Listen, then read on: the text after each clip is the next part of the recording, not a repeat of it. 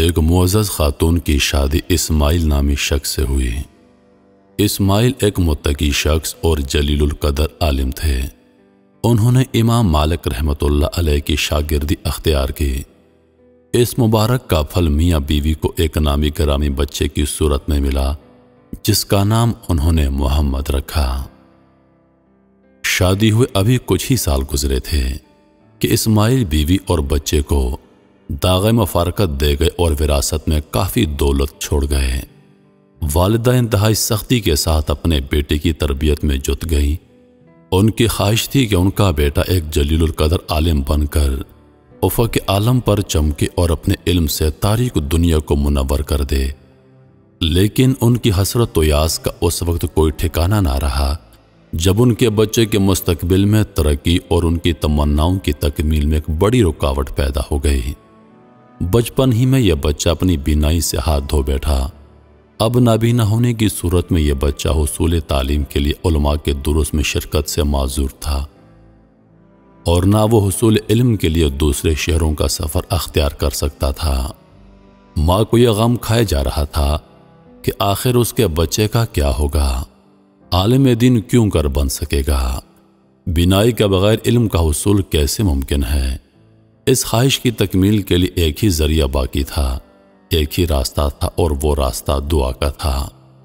چنانچہ اللہ تعالیٰ نے اس پر دعا کے دروازے کھول دیے اور پورے اخلاص اور سچی نیت کے ساتھ دربار الہی میں گڑ گڑا کر رونے لگی، اور اللہ رب العزت کے سامنے دستے سوال دراز کر کے بچے کی بینائی کے لیے دعائیں مانگنے لگی۔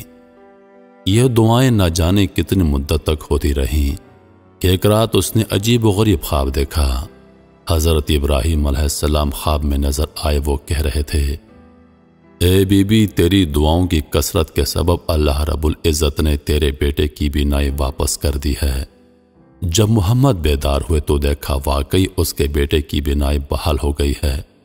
ان کی زبان سے بے ساختہ یہ الفاظ نکلے، اے پروردگار، پریشان حال کی دعائیں تیرے علاوہ کون سن سکتا ہے، اور کون ہے جو بندوں کی تکلیفوں کو دور کرتا ہے۔